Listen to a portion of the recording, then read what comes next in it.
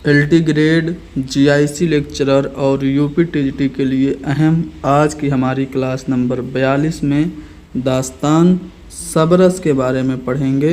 सबरस से मुताल्लिक़ सभी अहम जानकारी आपको दी जाएंगी और आपको खुलासा भी बताया जाएगा, किरदारों की पहचान कराई जाएगी।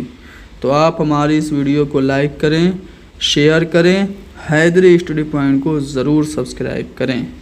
तो चलिए सबरस के बारे में पहले जान लेते हैं, फिर मुल्ला वजही का मैं आपको तारुफ कराऊंगा।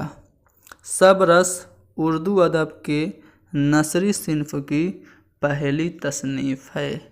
अगर आपसे पूछा जाए कि उर्दू की पहली नसरी किताब कौन सी है, तो आपका जवाब होगा सबरस। ये दास्तान 17वीं सदी में लिखी गई, 1635 में लिखी गई, यानी कि 17वीं सदी में लिखी गई। इसके तख्लीक़कार मुल्ला वजही हैं। मुल्ला वजही ने ये किताब किसकी फरमाइश पे लिखी, अक्सर पूछा जाता है। तो मुल्ला वजही ने ये किताब सुल्तान अब्दुल्ला कुतुब शाह की फरमाइश पे लिखी। देखिए मुल्ला वजही, इन्होंने कुतुब शाही दौर के 4 बादशाहों का ज़माना देखा था और इन्होंने मोहम्मद कुली कुतुब शाह के ज़माने में ही एक बहुत ही मशहूर मसनवी कुतुब मुस्तरी मोहम्मद कुली कुतुब शाह की फरमाइश पे लिखी थी। वो आपको आगे बताया जाएगा। इन्होंने किस किस बादशाह का ज़माना देखा वो भी आपको बताया जाएगा। फ़िलहाल ये समझ लीजिए कि इन्होंने जो सबरस, जो कि पहली नसरी किताब लिखी, अब्दुल्ला कुतुब शाह की फरमाइश पे लिखी। कब लिखी थी, तो 1045 हिजरी बमुताबिक 1635 ईस्वी में इन्होंने लिखी थी। ठीक है। मुल्ला वजही की ये किताब इसमें बामुसम्मा है, रस के मानी जज्बात के हैं। यानी मुल्ला वजही ने इस किताब में तमाम जज्बात जो इंसान के अंदर होते हैं किरदारों के ज़रिए पेश किया है। अक्ल, हुस्न, दिल, ठीक है, नज़र, ख़याल, ये सभी किरदार सबरस के हैं। आगे आपको डिटेल से बताया जाएगा। यहाँ पे तमाम जज्बात जो इंसान के अंदर होते हैं किरदारों के ज़रिए इन्होंने पेश किया है। ठीक है, प्यार, मोहब्बत, वफ़ादारी, गैरत, आशिक के लिए कुर्बान होने की चाहत, बाप के साथ वफ़ादारी, मुल्क के साथ वफ़ादारी, ये सब जो जज्बात हैं आपको सबरस में देखने को मिलेंगे। वजही ने सबरस को गंजुल अर्श, बहरे मानी और वही इल्हाम लिखा है। जी हाँ दोस्तों, वजही अपनी किताब सबरस को गंजुल अर्श, बहरे मानी और वही इल्हाम कह रहे हैं। अच्छा, इसको दरियाफ्त किसने किया था, तो सबरस को मौलवी अब्दुल हक ने दरियाफ्त करके पहली बार अंजुमन तरक्की दक्कन से सन 1932 में शाये किया था। ये आपको याद रखना है। मौलवी अब्दुल हक ने बताया कि जो सबरस किताब है इसका माखज़ क्या है। तो मौलवी अब्दुल हक के मुताबिक सबरस का माखज़ मोहम्मद यहिया बिन सैबक फ़त्ताही नेशापुरी के नाम से जो जाने जाते हैं, फ़त्ताही नेशापुरी की फ़ारसी मसनवी दस्तूरुल उश्शाक का नसरी खुलासा हुस्न और दिल है। इसका माखज़ ये बताया मौलवी अब्दुल हक ने। अब आपसे अगर पूछा जाए कि सबरस का माखज़ क्या है, तो दस्तूरुल इश्क मसनवी का नसरी खुलासा हुस्नो दिल सबरस का माखज़ है। आपसे ये भी पूछा जा सकता है कि हुस्न और दिल किस तसनीफ़ के किरदार हैं, और आपको ऑप्शन में सबरस नहीं मिलेगा और ऑप्शन में आपको दस्तूरुल इश्क मिले तो आप दस्तूरुल इश्क पे लगाएंगे। ठीक है, चलिए आगे बढ़ते हैं। मुल्ला वजही के बारे में भी थोड़ा सा जान लेते हैं। ठीक है, मुल्ला वजही 17वीं सदी के मशहूर दक्कनी शायर हैं। इनका पूरा नाम असदुल्ला वजही था। इनके आबा अजदाद खुरासान के रहने वाले थे, जो हिजरत करके हिंदुस्तान आ गए थे और यहीं के होकर रह गए थे। मुल्ला वजही की पैदाइश कहाँ पे हुई थी, हिंदुस्तान में ही हुई थी। ठीक है, दक्कन के इलाके में। मुल्ला वजही ने अपना तखल्लुस वजही वजीही और वजी अख्तियार किया, यानी कि ये सब इनके तखल्लुस थे। जमील जालबी ने ये तहकीक करके बताया। मुल्ला वजही सबरस तहरीर करने से पहले कुतुब मुश्तरी जो कि मसनवी थी गोलकुंडा की, उसकी गोलकुंडा की सबसे पहली मसनवी थी, कुतुब मुश्तरी, उसको वो सबरस लिखने से पहले लिख चुके थे। कब लिखे थे? 1018 हिजरी व मुताबिक 1609 में लिख चुके थे। देखिए ध्यान दीजिए, इन्होंने 1635 में लिखी सबरस, ठीक है, और 1609 में पहले ही ये लिख चुके थे कुतुब मुश्तरी। तो आपसे पूछा जाता है कि कुतुब मुश्तरी और सबरस लिखने में कितना फ़र्क है, गैप है, कितने साल का, टीजीटी में पूछा गया है। तो अगर आप इसको घटाएंगे तो 15 में से यहाँ पे अगर हासिल ले लेंगे तो ये 15 हो जाएगा, 15 में से 9 जाएगा तो 6 होगा, ये बचा 2, 2 में से 0 जाए तो 2, 26 साल इन्होंने वक्त लिया था कुतुब मुश्तरी के बाद सबरस लिखने में। ये टीजीटी में पूछा गया पॉइंट, इसीलिए मैंने बताया, वरना मुझे क्या फ़र्क पड़ता है कि कितने सालों में लिखा। तो टीजीटी में पूछा गया पॉइंट था, मैंने बता दिया। इन्होंने कुतुब मुश्तरी 1609 ईस्वी व मुताबिक 1018 हिजरी में लिखी थी। मुल्ला वजी ने लंबी उम्र पाई थी। कुतुब शाही दौर के 4 बादशाहों का इन्होंने ज़माना देखा था। ये भी पूछा गया पॉइंट है कि मुल्ला वजी ने कितने बादशाहों का ज़माना देखा, तो 4 बादशाहों का, इब्राहिम कुतुब शाह, मोहम्मद कुली कुतुब शाह, मोहम्मद कुतुब शाह और अब्दुल्ला कुतुब शाह। ये 4 लोगों का ज़माना इन्होंने देखा। तारीख़ में मुल्ला वजी की पैदाइश और तारीख़ वफ़ात के मुतालिक कुछ पता नहीं चलता, सही नहीं पता है कि ये कब पैदा हुए, ठीक है। लेकिन जमील जालबी ने तहकीक करके ये बात बताई कि मुल्ला वजी कब पैदा हुए। तो इन्होंने तारीख़ पैदाइश का तो मुझे याद नहीं है कब बताई, लेकिन तारीख़ वफ़ात इन्होंने 1650 ईस्वी बताई, ठीक है। 1650 में मुल्ला वजी का इंतकाल हुआ, ये बताया किसने? जमील जालबी ने।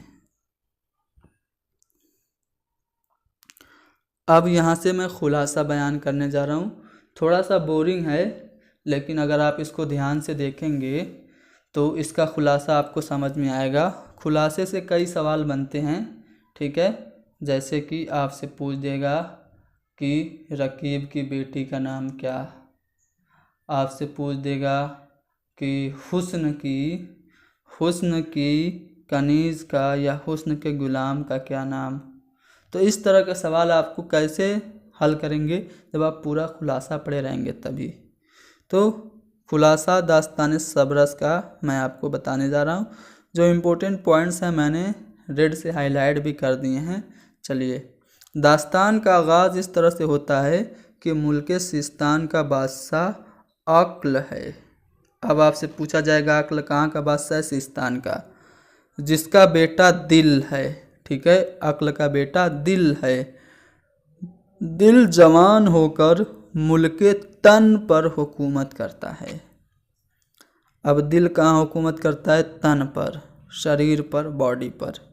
एक रोज़ किसी से आब हयात के बारे में सुनता है और उसे पाने के लिए बेकरार हो उठता है।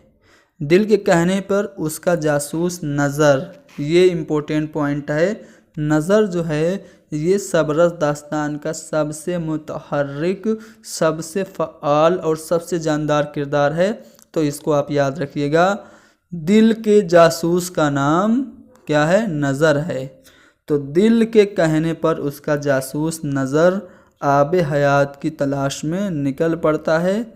नज़र आब हयात की तलाश में कहाँ जाता है?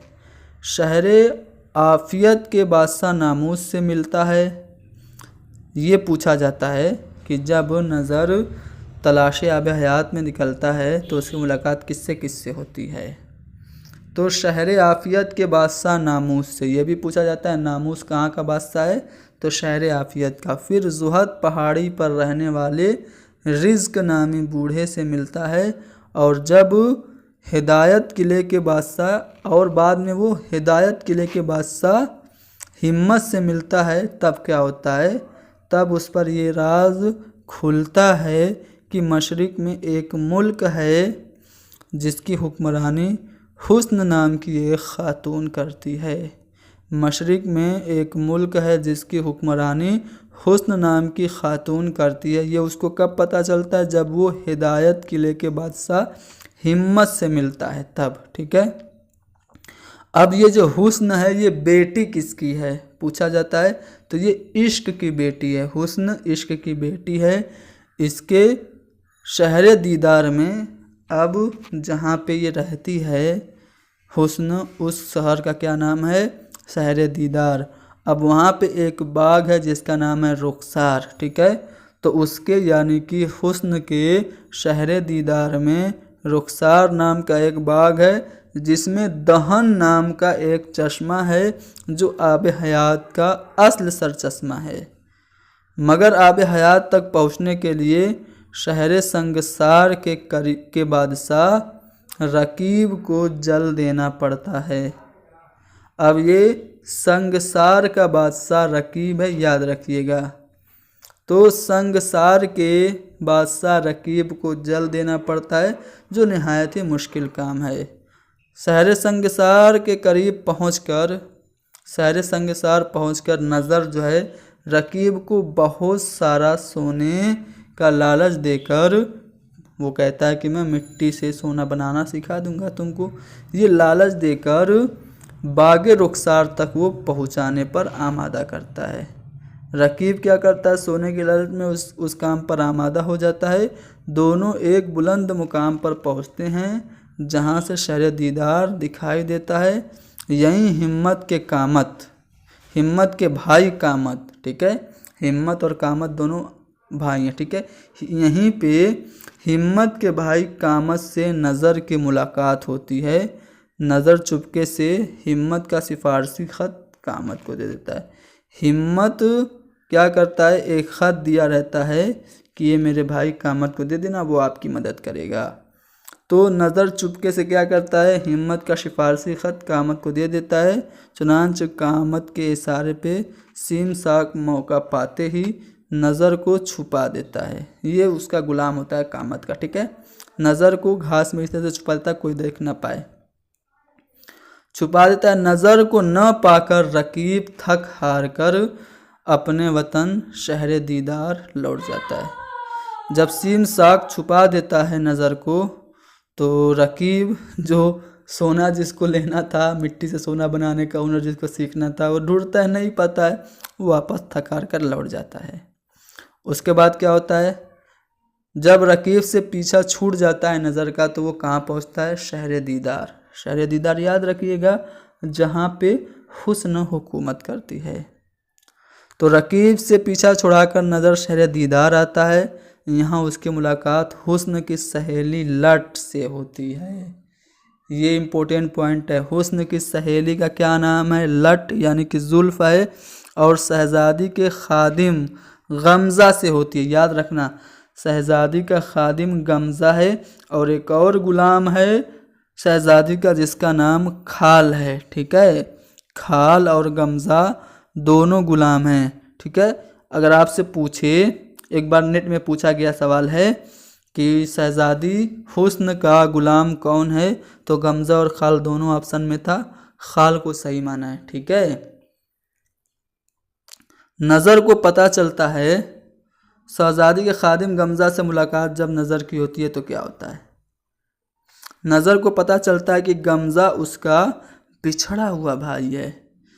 तावीज़ वगैरह देख के ये समझ में आता है नज़र को कि गमज़ा उसका बिछड़ा हुआ भाई है। अब नज़र और गमज़ा दोनों भाई हो गए। अब गमज़ा को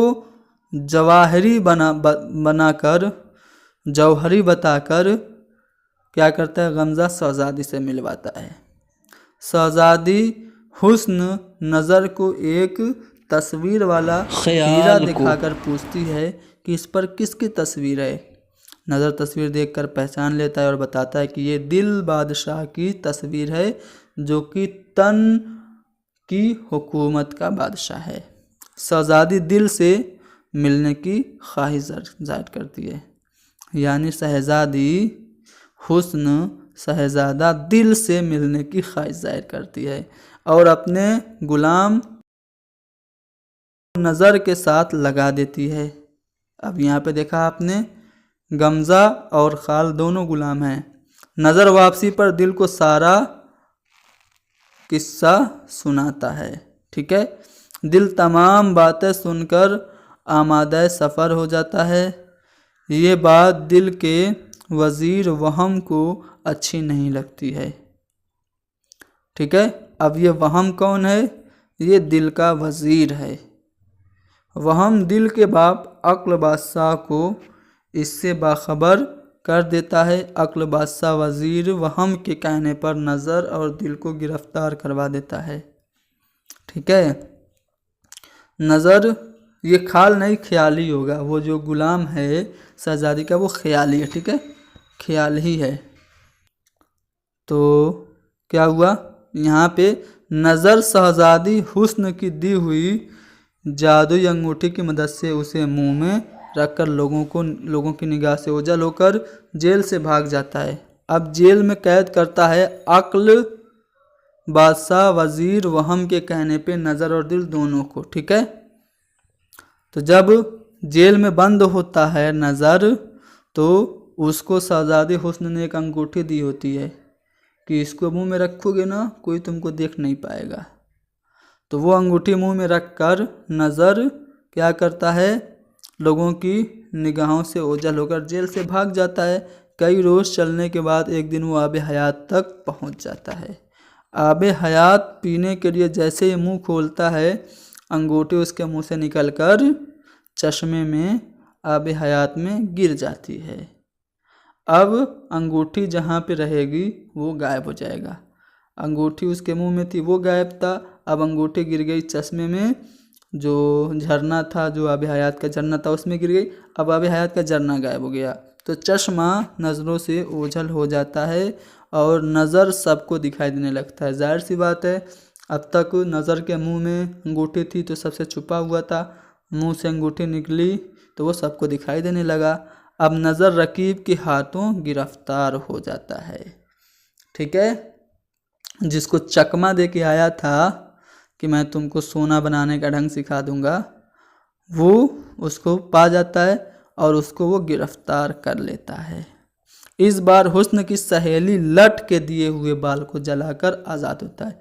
अब हुस्न की सहेली लट ने, जुल्फ ने एक बाल दिया था कि इसको जलाओगे तुम गायब हो जाओगे, तो इस तरह से वो जलाकर वो आज़ाद हो जाता है और गमज़ा की मदद से दिल को भी आज़ाद करवा लेता है। अब जब ये आज़ाद है तो गमज़ा की मदद से दिल को जाके आज़ाद करवाता है। दिल और नज़र दोनों को कैद किया था ना अक्ल ने अपने वज़ीर वहम के कहने पे दिल और नज़र दोनों को कैद किया था। दिल ने तो अंगूठी मुंह में रख के गायब होके निकल गया था, लेकिन अभी तक दिल कैद में ही था। तो जब ये आज़ाद हुआ, बाल वगैरह जला के जब रकीब के चंगुल से छूटा, तो गमज़ा की मदद से ये क्या करता है, दिल को छुड़ा लेता है। गमज़ा और नज़र अक्ल का माविन बनकर रिज़्क के बेटे तौबा को शिकस्त देकर शहर आफियत पहुँचते हैं और वहाँ के बादशाह नामूस को शिकस्त देते हैं। याद रखना, शहर आफियत के बादशाह का नाम नामूस है। नामूस को भी वो लोग हराते हैं, शहर तन जाकर पेश कदमी करते हैं। दुआए सैफ़ी की मदद से गमज़ा अपने सिपाहियों को हिरनों के रेवड़ में तब्दील कर देता है। ये इम्पोर्टेंट पॉइंट है, गमज़ा अपने सिपाहियों को हिरनों के रेवड़ में कैसे तब्दील करता है, दुआए सैफ़ी की मदद से। तौबा शिकस्त खुर्दा अक्ल के पास आता है और गमज़ा की पेश कदमी का हाल बयान करता है।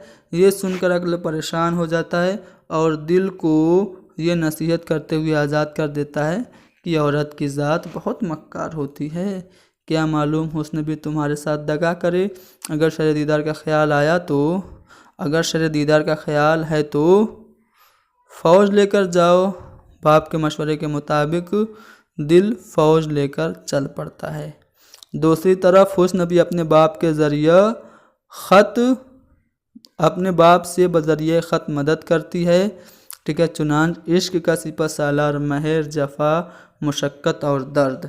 ये देखो, महर जफ़ा मुशक्क़त और दर्द, ये चारों इश्क के सिपह सालार हैं की मदद को आते हैं। हुस्न गमज़ा के मशवरे पर अपनी बहन को भी कोहे काफ से बुलवा लेती है। इस जंग में अक्ल भी शिरकत करता है, लेकिन वो शिकस्त खाकर भाग खड़ा होता है। दिल को गिरफ्तार कर लिया जाता है। हुस्न अपनी दाई नाज के मशवरे के मुताबिक दिल को चाहे जकन में डलवा देती। अब यहाँ पे नाज जो है ये हुस्न की दाई है। एक दिन रकीब की बेटी गैर, अब यहाँ पे रकीब की बेटी का क्या नाम है? गैर है, पूछा गया सवाल है।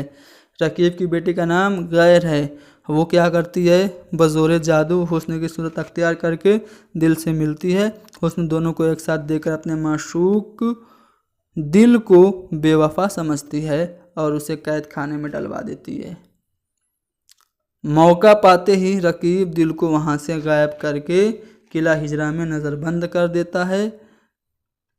गैर को अपने किए पर शर्मिंदगी होती है। ये जो गैर थी रकीब की बेटी, जो जादू से उसके पास गई थी, जिसकी वजह से गलतफहमी हो गई थी दिल और हुस्न के बीच, उसको जब शर्मिंदगी होती है और सही सूरत हाल हुस्न को बताती है तो सच जानकर हुस्न दिल के पास माफ़ीनामा इरसाल करती है।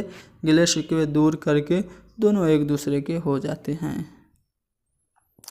इतना टिटिम्मा हुआ, दोनों एक दूसरे के हो गए। अब उधर अक्ल के शिकस्त खुर्दा सिपाही हिम्मत अपनी ताकत मुस्तमा करके इंतकाम लेने के इरादे से सर दीदार पर हमलावर होता है, लेकिन आपसी समझौते से इश्क और अक्ल में सुलह हो जाती है। अक्ल इश्क का वज़ीर बन जाता है। हुस्न और दिल की शादी हो जाती है। दोनों मिल गए भाई, मिल गए। दोनों खुशी खुशी ज़िंदगी बसर करने लगते हैं। एक रोज़ आब हयात के चश्मे पे नज़र हिम्मत और दिल की मुलाकात हज़रत खिज़्र से होती है। दिल हज़रत खिज़्र से दुआएं लेता है। दिल के कई बेटे होते हैं, जिसमें बड़ा बेटा बकौल वजही यह किताब है, जो कि किताब सबरस है। ठीक है, तो बकौल वजही जो बड़ा बेटा है वो ये किताब है, सबरस है। मुल्ला वजी लिखते हैं कि दिल को फर्जंदा हुए, फर्जंदा खिरदमंदा हुए, इस फर्जंदा में का बड़ा फर्जंद सो यूँ किताब लाके काबिल मुस्तीद हर बात। ठीक है, यानी कि जो सबरस है यही किताब ही है जो आब हयात हज़रत खिज़्र ने बताया। तो इस तरह से ये जो खुलासा है मैंने आपके सामने पेश किया। ठीक है, इसको एक आध दो बार और सुन लीजिएगा फास्ट फॉरवर्ड करके, ताकि एक बार आपको सही से समझ में आ जाए। देखिए, सबरस के किरदारों की बात करें तो कुल मिला के 76 किरदार हैं। सबरस में कितने किरदार हैं? 76। इनमें सबसे जानदार किरदार नज़र का है, जो कि दिल का जासूस होता है। इस दास्तान का हीरो दिल है, हीरोइन हुस्न है। सबरस के किरदार और भी हैं, जिसमें अक्ल होता है, सिस्तान का बादशाह है, दिल का बाप है। दिल मुल्क तन का हुक्मरान है। हुस्न का आशिक है, हीरो है। नज़र दिल का जासूस है, जो आब हयात की तलाश में निकलता है। देखिए, नज़र जो है सबसे मुतहर्रिक किरदार है इस दास्तान का। नामूस ये शहर आफियत का बादशाह है। रिज़्क ज़ुहद पहाड़ी पर रहने वाला बूढ़ा आदमी है। हिम्मत किला हिदायत का हुक्मरान है। शहर दीदार ये जहाँ पे जो हुक्मरानी करती है हुस्न, उसका शहर है, जिसके बाग रुखसार के चश्मे दहन में आब हयात है। इश्क मशरिक का बादशाह और हुस्न का बाप है। उसके बाद हुस्न ये हीरोइन है, शहर दीदार की मलका, और इश्क की बेटी रकीब इश्क का खादिम है और मुकाम संगसार का निगरां है। कामत हिम्मत का भाई है। जुल्फ जो कि लट जिसको कह सकते हैं आप, हुस्न की सहेली है। गमज़ा नज़र का बिछड़ा हुआ भाई है। ख़याल शहज़ादी हुस्न का ग़ुलाम है। ख़याल नहीं, ख़ाल में बता रहा था, ख़याल नहीं ख़याल। ठीक है, ख़याल ये शहज़ादी हुस्न का ग़ुलाम है, वहम अक्ल का वज़ीर है, हिलाल हुस्न की बहन का कमांडर है, नाज शहज़ादे हुस्न की दाई है। नाज कौन है? शहज़ादे हुस्न की दाई। महर ये हुस्न का सिपह सालार है और वफ़ा सिपह सालार महर की बेटी है। ठीक है, महर ये कौन है? हुस्न का सिपह सालार, और वफ़ा कौन है? इसकी बेटी है। रकीब की बेटी गैर है।